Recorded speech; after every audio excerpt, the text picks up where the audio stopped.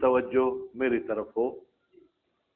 हमारी गुफ्तगू बेटा हुज्जत व अमारात के बारे में, यानी वो चीज़ें जो शरई मसले पर, शरई हुक्म पर दलील बन सकती हैं, उनमें से आज हम अक्ल के बारे में गुफ्तगू करेंगे। आया अक्ल हुज्जत है, यानी अक्ल दलील बनने की सलाहियत भाई रखती है या रखता है? यार ये आप कोई अलामत बना देते ना तानिस की तरह तो हमें आसानी हो जाती। ठीक है, आया अक्ल हुज्जियत की सलाहियत रखती है या हुज्जियत की सलाहियत नहीं रखती? फरमाते हैं इजमाली तरीके से तो तमाम मुसलमान मुत्तफिक हैं कि अक्ल भी अदल अरबा में से है। अलबत्ता बाद वो कहते हैं मसलन तमाम चीज़ों में ये दलील बन सकती है, फिर वो जो हमारे दूसरे भाई हैं वो इसको कुछ खास मवारद में हुज्जत मानते हैं, तमाम मवारद में हुज्जत नहीं मानते। फरमाते हैं कि अब असल बहस में वारिद होने से पहले, क्या बेटा, असल बहस में वारिद होने से पहले बेहतर है कि हम आपको दो चार चीज़ें बता दें, दो चार चीज़ों की मुकदमे के उन्वान से वजाहत कर लें, तो फिर असल हम बहस में जो क्या है वो वारिद होंगे। सबसे पहले अक्ल के जरिए हम जिस चीज़ को दर्क करते हैं उसकी अक़साम आपको बता दें। ठीक है, अक्ल क्या हो जाएगा? मुदरिक, वो चीज़ क्या हो जाएगी? मुदरक। ठीक है, अक्ल का इदराक दो किस्म का होता है, एक होता है इदराक अमली, दूसरा होता है इदराक नजरी। बेटा क्या? इदराक अमली और इदराक नजरी। इदराक अमली क्या है? यानी अक्ल फैसला करती है कि इस काम को अंजाम देना चाहिए।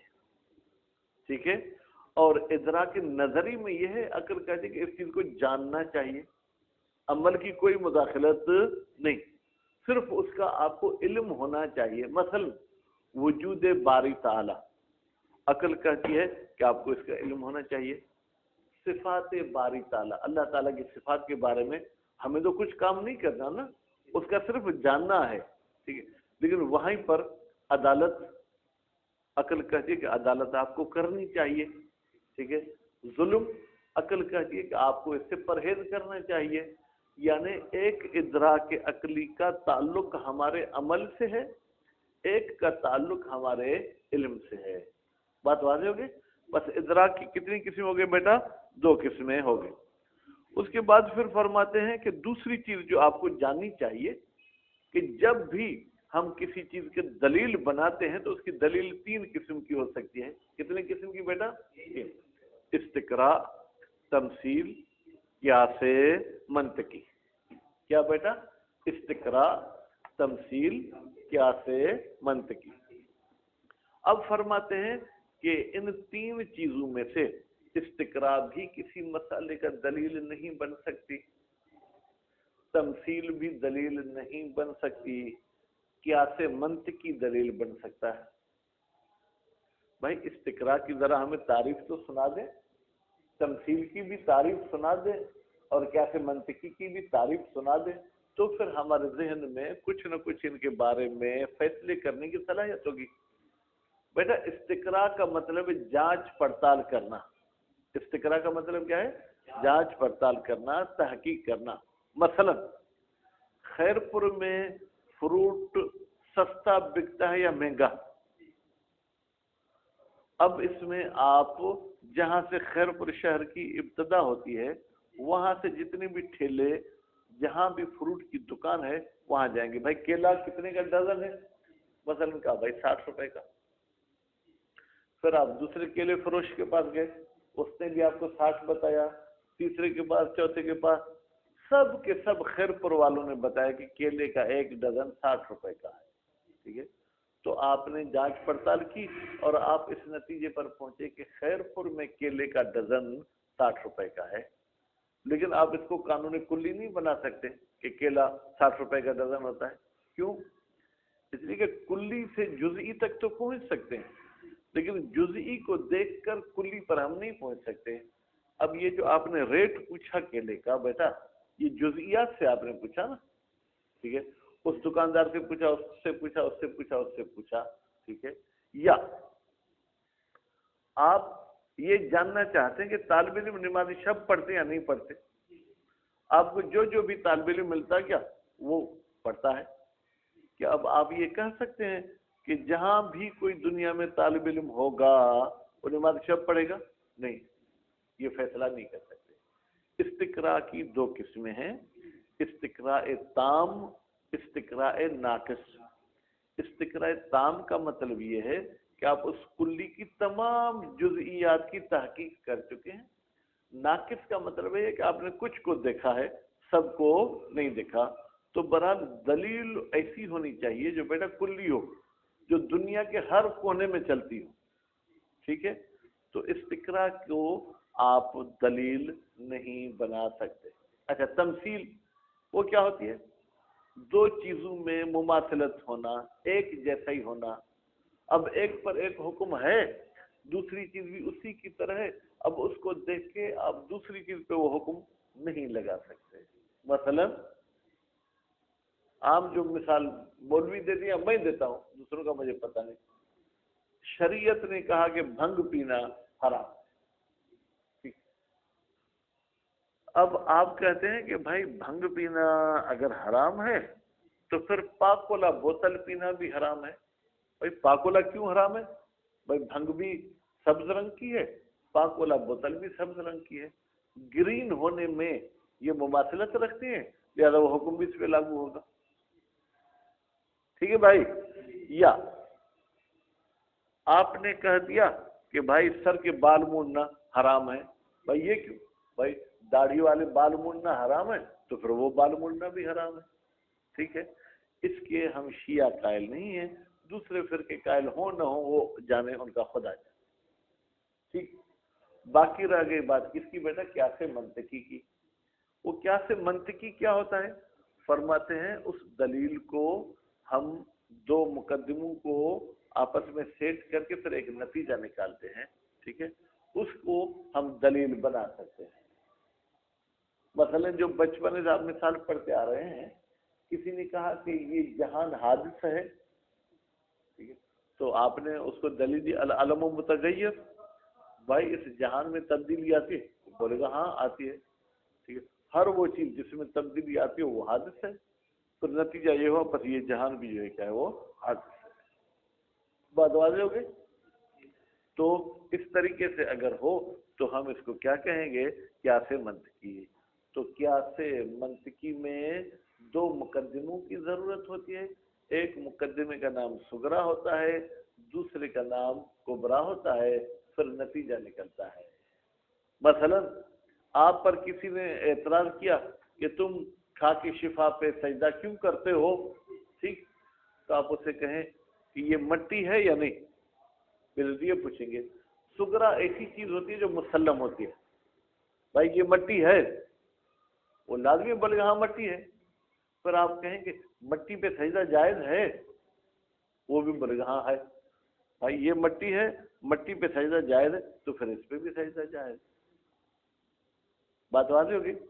یہ آپ نے اس طریقے سے ادلہ اور ان مقدمات کی سیٹنگ کی کہ اس میں کوئی انکار نہیں کر سکتا۔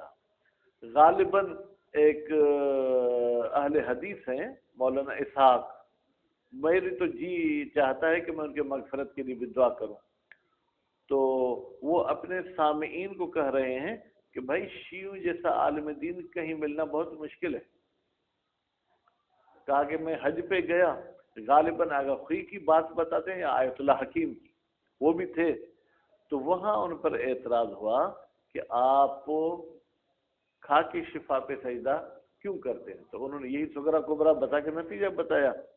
پھر انہوں نے کہا نہیں یہ تو آپ اس کو سجدہ کرتے، خدا کو تو سجدہ نہیں کرتے، تو انہوں نے کہا کہ آپ کس پہ نماز پڑھتے ہو؟ قالین پہ، پھر یہ آپ کا سجدہ بھی قالین کو ہوا، خدا کو تو نہیں ہوا۔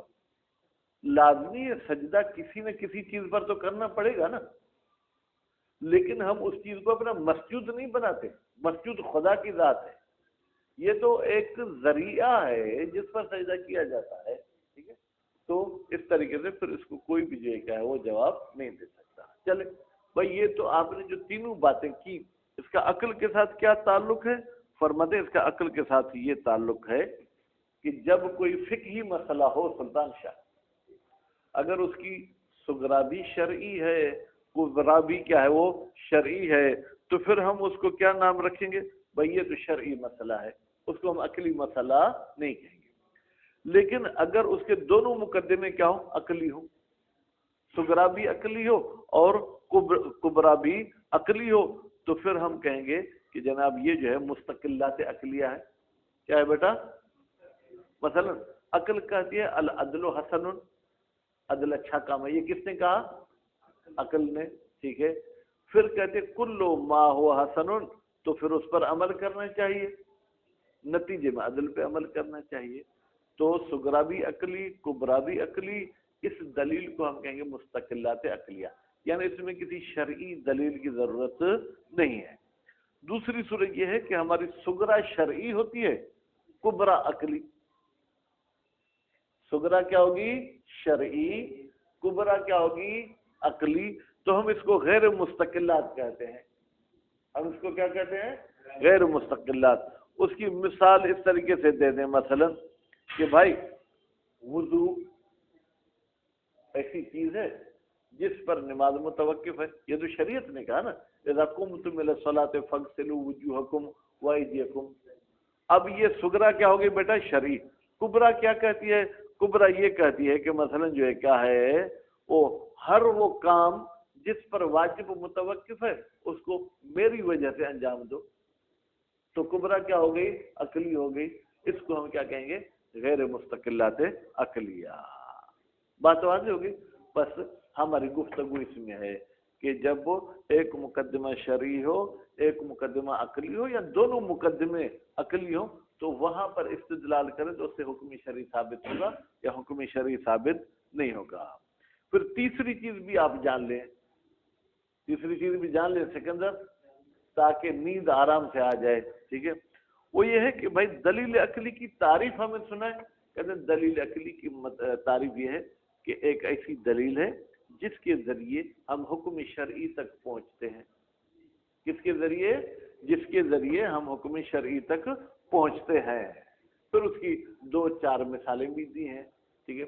मसलन 2 हुक्म शरीयत के आए हैं कि अगर कोई गर्क हो रहा है तो उसको निजात देना वाजिब है। ये किसने कहा? शरीयत ने। फिर शरीयत ने यह भी कहा कि आप माल गैर में तसरुफ न करें। ये भी किसने कहा? शरीयत ने। अब सैयद सुल्तान शाह का कोई हाउस बना हुआ है, उसमें कोई बच्चा गिर गया। अब मुझे शरीयत कहती है कि बच्चे को निजात दो, फिर वही शरीयत कहती है कि सुल्तान शाह की मिल्कियत में तसरुफ नहीं करो, उनकी इजाजत के बगैर उनके हाउस में नहीं जाओ। तो यहां हम क्या करें? अगर माले गैर वाले मसले को जहन में रखते हैं तो बच्चा मरता है, बच्चे को बचाते हैं तो हम उस हराम के मुर्तकिब होते हैं। वह हमारे अकल साहिबा फैसला करती है कि जब अहम और मुहिम का टकराव हो जाए तो अहम को तुम अंजाम दो, मुहिम को छोड़ दो। इंसान को बचाना अहम है, तसरुफ माले गैर वाला मसला इतना अहम नहीं। मुहिम तो है, अहम नहीं है, अहम को अंजाम दो। बात वाज़ेह होगी। तो हम उस दलील अकली के बुनियाद पे जाके हाउस से बच्चा निकालेंगे। अगर कल सुल्तान शाह ने कोर्ट में केस भी कर दिया तो हम दलील अकल की बुनियाद पे उस केस से बरी ज़िम्मा हो सकते हैं। बिस्मिल्लाहिर्रहमानिर्रहीम। अल-फस्ल सादिस, छठी फसल, हुज्जियतुल अक्ल। बेटा किसके बारे में है? हुज्जियत अक्ल के बारे में। हुज्जियतुल अक्ल फी मजालातिन खासा। भाई अक्ल की हुज्जियत खास मकामात पर है। वैसे मजाल की मतलब गुंजाइश भी है, लेकिन यहाँ पर मकामात की माना ले। इन्नल अक्ल अहदुल हुज्जजिल अरबए। भाई अक्ल उन 4 अदिल्ला में से एक दलील है। वल्लज़ी इत्तफक अस्हाबुना, ठीक है बेटा। अब वल्लज़ी इत्तफक अस्हाबुना अला हुज्जियत ही यहाँ रखें। और अक्ल वो चीज है कि हमारे असहाब मुत्तफिक हुए हैं अला हुज्जियत ही कि ये हुज्जत भी है। इल्ला कलीलन मिनहुम, हमारे उलमा में से भी कम आलिम हैं जो कहते हैं अक्ल हुज्जत नहीं है। ये गालिबन अखबारी लोग होंगे। वले अजले ایضاح الحال، اس حال اور حقیقت کی وضاحت کی خاطر نقدم اموراً، ہم چند امور کو مقدم کرتے ہیں تاکہ سلطان شاہ اصل مطلب ہمیں جو ہے وہ سمجھ میں آ جائے۔ الاول، پہلا مطلب، الادراک العقلی، بھائی ادراک عقلی ینقسم، تقسیم ہوتا ہے، الی ادراک نظری و ادراک عملی، ایک ادراک نظری ہوتا ہے، دوسرا ادراک عملی ہوتا ہے۔ فالاول، بھائی تعریف تو سنا دے نا توفیق صاحب، کتاب اوپر کیوں نہیں رکھتے؟ ٹیبل پہ رکھے نا تاکہ آسانی سے دیکھنے میں آئے۔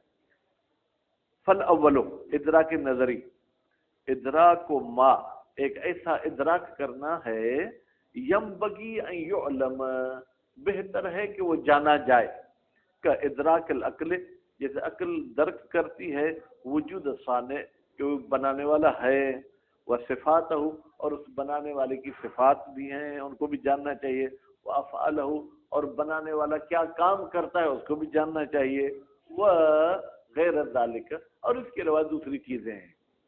وہ ثانی، بھائی ادراک عملی کیا ہے؟ ادراک و ما، جاننا ان چیزوں کا، ینبغی ان یعمل، جن کے لیے بہتر ہے کہ ان کو انجام دیا جائے، ان پر عمل کیا جائے، کا ادراک کے ہی کی ضمیر بیٹا کہاں جائے گی؟ عقل کی طرف۔ جیسے عقل درک کرتی ہے حسن العدل، کہ عدالت کرنا اچھی بات ہے بیٹا، عدل عمل ہے یا نہیں؟ عدل عمل ہے، ٹھیک ہے۔ وقوب ہے ظلم، اور ظلم کبھی ہے تو کبھی سے بچنا یہ بھی ایک عمل ہے، ٹھیک ہے۔ وہ وجوب رد الودیعہ، یہ عقل کہتی ہے کہ آپ پر واجب ہے کہ امانت مالک کو لوٹا کر دو، وہ ترک الخیانت فیہا، اور عقل کہتی ہے کہ آپ جو ہے کیا ہے امانت میں خیانت نہیں کرو۔ بس پہلے یہ چیز جاننی تھی۔ ادراک کی دو قسمیں۔ دوسرے نمبر پر، ان الاستدلال بتحقیق، کسی بھی مسئلے پر دلیل لانا، لا یتم، وہ کمپلیٹ نہیں ہوتا، الا بالاستقراء، مگر استقراء کے ذریعے، یا تمثیل کے ذریعے، یا قیاس منطقی کے ذریعے۔ والاستقراء ناقص لا یحتج بہ، اگر آپ نے ادھورا استقراء کیا ہے اس کے ذریعے تو استدلال نہیں کیا جا سکتا۔ کیوں؟ لأنہ، اس لیے کہ استقراء ناقص لا یفید، فائدہ نہیں پہنچاتا، الا ظن، مگر ظن کا، ٹھیک ہے۔ اور ظن ہمارے پاس بھائی قابل قبول نہیں ہوتا مگر یہ کہ اس کے ظن کی حجیت پر کوئی دلیل آئے۔ وَلَمْ يَدُلْ دلیل علی حجیت مثلہ، اور کوئی بھی دلیل دلالت نہیں کرتا ہے استقراء ناقص والے ظن کے حجیت پر۔ وَأَمَّا الْإِسْتِقْرَاءُ الْكَامِلُ، لیکن اگر آپ نے کمپلیٹ استقراء کیا ہے، فلا يعد دلیلا، تو استقراء کامل کو بھی آپ دلیل نہیں گنتی کر سکتے۔ کیوں؟ لأنہ، اس لیے کہ استقراء کامل علوم جزئیت، یہ جزئی امور کا علم ہوتا ہے، تفصیلی، یا البتہ وہ ہوتا تفصیلی ہے، یعنی تمام جزئیات کو آپ نے مد نظر رکھا ہے، تو سب ان جزئیات کے علوم کو ڈالا جاتا ہے فی قالب قضیت کلیہ، ایک کلی قضیے کے قالب میں۔ قالب کیا ہے بیٹا؟ سندھی میں تو کارب جو نا، جس میں اینٹ رکھ کے پھر بناتے ہیں، اردو میں کیا بولیں گے؟ ہاں، اس کے جو ہے اس میں ڈالا جاتا ہے۔ عند الانتہاء من الاستقراء، کب؟ جب آپ اپنے تحقیق اور جانچ پڑتال سے فارغ ہوئے۔ دون ان یکون ہناک معلوم، بھائی استقراء میں ایسا نہیں ہے کہ ایک چیز آپ کے معلوم ہو، یستدل بہ علی المجہول، آپ اس معلوم کے ذریعے مجہول پر کوئی استدلال کر سکتے ہیں۔ دیکھیں، العالم متغیر، یہ سب کو معلوم تھا، وکل متغیر حادث، یہ سب کو معلوم نہیں تھا، تو پھر ہم نے پہلے والے مقدمے سے دوسرے والے مقدمے کو ثابت کیا، پھر نتیجہ نکالا۔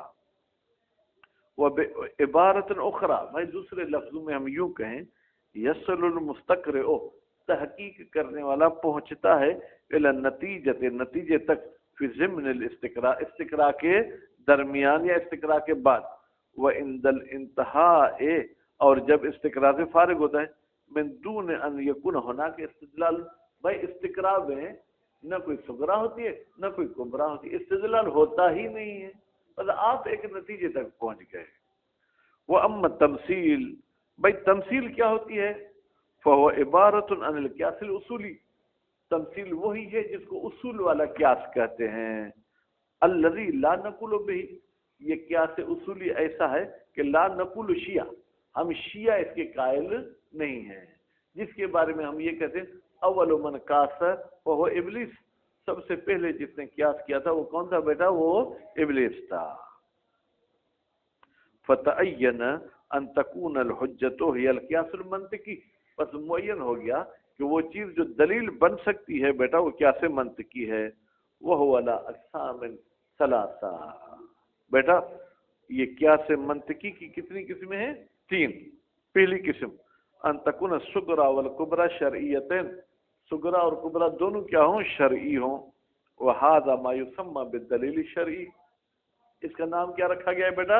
دلیل شرعی. مثلا آپ کہتے ہیں کہ بھائی نماز واجب ہے، بھائی دلیل تو ہونا چاہیے نا. آپ کہیں گے اس کا امر قرآن میں آیا ہے اور ہر امر وجوب پر دلالت کرتا ہے، نتیجے میں نماز واجب ہے. صغرا کبریٰ دونوں شرعی. ان تکون کلتاہما عقلیتین، ہما کی ضمیر کہاں جائے گی؟ بھائی دونوں مقدمے صغرا کبریٰ دونوں عقلی ہوں.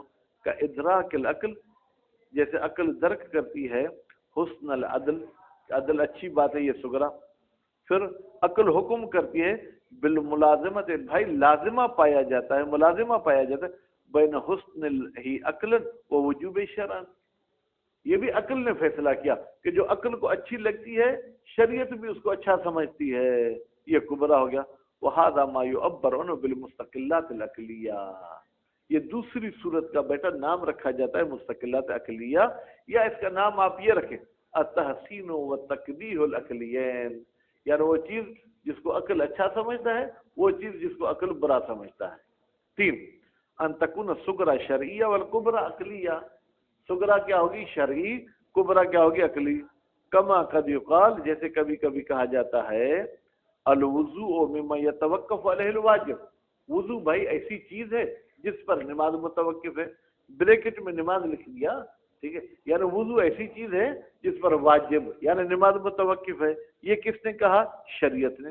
وہذہ مقدمۃ شرعیہ، یہ شرعی مقدمہ ہے.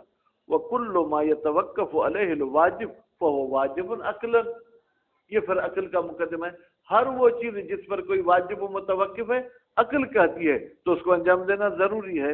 وہذہ مقدمۃ عقلیہ فینتج، بس یہ نتیجہ نکالا جائے گا فالوضوء واجب عقلا، تو وضو عقلا جو کیا ہے؟ واجب ہے. وہذا ما یعبر عنہ بغیر المستقلات العقلیہ، اس تیسری صورت کا بیٹا نام کیا ہے؟ غیر مستقلات عقلیہ. یہ تیسری چیز بھی قیاس منطقی کا حصہ ہے، نام تبدیل ہو جائے گا. جیسے ایک ہی باپ کے 3 بیٹے ہوں، ہر بیٹے کا نام الگ الگ ہے. نام یعلم وجوب الوضوء شرعا، تو پھر کیا شرعی طریقے سے وضو واجب نہیں ہے؟ سلطان شاہ آپ نے تو کہا عقلی طور پہ واجب، ہم کہیں گے شرعی طور پر بھی واجب ہو جائے گا، وہ بھی عقل کی وجہ سے. عقل کہتے ہیں کل ما حکم بہ العقل حکم بہ الشرع، ہر وہ چیز اس کا عقل حکم کرتی ہے شریعت بھی اس کا حکم کرتی ہے. عقل نے کہا وضو واجب ہے تو گویا کہ شریعت نے بھی کہہ دیا کہ وضو کیا ہے؟ واجب ہے. بالملازمت بین حکم العقل و شرع، بھائی عقل اور شریعت کے حکم کے درمیان ملازمہ ہے. الثالث، تیسری وہ چیز جو جاننی چاہیے، عرف دلیل العقلی، دلیل عقلی کی تعریف کی گئی ہے بأنہ، بتحقیق یہ دلیل عقلی حکم ایک ایسا حکم ہے، ٹھیک ہے، یتوسل بہ، پہنچا جاتا ہے اس دلیل عقلی کے ذریعے الی حکم شرعی، حکم شرعی تک. مثلا اذا حکم العقل، حکم لگاتی ہے عقل بأن الاتیان بالمامور بہ، بتحقیق کے مامور بہ کو انجام دینا، علامہ ان شرائط مطابق ہوا وہ مامور بہ علیہ ان شرائط پر ہے، یعنی جیسے شرائط بیان کی گئی ہیں عقل حکم لگا دیا کس کا؟ موجب لحصول الامتثال، اگر آپ نے اس کو انجام دیا تو یہ سبب بنتا ہے کہ آپ نے اطاعت کر دی، ٹھیک ہے. اور اس کے بعد یستدل بہ، پھر جب امتثال ہو گیا تو مشاہد اس کے ذریعے آپ استدلال کرتے ہیں علی انہ فی الشرع ایضا کذالک، بھائی جب عقل کہتی ہے کہ آپ نے اطاعت کر دی تو شریعت بھی کہتی ہے کہ آپ نے اطاعت کر دی. فَيَتَرَتَّبُ پس اطاعت کرنے کا نتیجہ کیا ہوگا؟ فَيَتَرَتَّبُ عَلَى الْإِمْتِثَالِ براءۃ ذمت آپ بری ذمہ ہو گئے عن العادت اس کام کو ڈبل بھی انجام دینے کی ضرورت نہیں ہے وقت کے اندر والقضاء وقت گزرنے کے بعد اس کو قضا کی بھی ضرورت نہیں ہے. او یا یوں کہیں اذا حکم العقل عقل صاحب جب حکم لگائے عند تزاحم اگر دو چیزوں کے درمیان ٹکرا ہو جائے باللزوم میں تقدیم الاہم عقل صاحب حکم لگاتی ہے کہ اہم کو مقدم کرو کہ حفظ نفس المحترمہ مثلا آپ محترم نفس کو بچا لو ٹھیک ہے المہم کا بیٹا تعلق ہے تقدیم کے ساتھ تقدیم الاہم میں المہم اہم کو مقدم کرو مہم پر کا تصرف فی مال الغیر جیسے تصرف کرنا غیر کے مال میں بغیر اجازت کے ویسے جائز نہیں ہے لیکن عقل کہتی ٹکرا والی صورت میں تم تصرف کرو وہ شریعت نے بھی ہمیں اجازت دے دی کہ تم تصرف کرو. فَيُسْتَدَلُّ بِهِ عَلَى الْحُكْمِ شرعی بس اس عقل کے حکم کے ذریعے استدلال کیا جائے گا حکم شرعی پر. وہ حکم شرعی کیا ہے؟ وہ وجوب انقاذ الغریق بھائی واجب ہے کہ ڈوبنے والے کو نجات دلاؤ اور جائز ہے کہ تم مال غیر میں تصرف کرو. کل ذالک توسل بالحکم العقلی بھائی یہ جو ہم سب فیصلہ کریں گے اس کو بچانا واجب ہے مال غیر میں تصرف کرنا جائز ہے یہ سب کا سب پہنچنا ہے حکم عقلی کے ذریعے. کیوں؟ للاہتداء الی الحکم شرعی اس لیے کہ عقل جو ہے وہ ہماری رہنمائی کرتی ہے حکم شرعی کی طرف. اذا عرفت ذلك جب یہ تینوں مقدمے آپ نے پہچان لیے فیقع البحث فی حجیت العقل فی مقامین تو ہمارے بحث جو ہے حجیت عقل کے بارے میں دو مقام پر واقع ہوگی انشاءاللہ دونوں کل پڑھیں گے. صلی اللہ علیہ وسلم.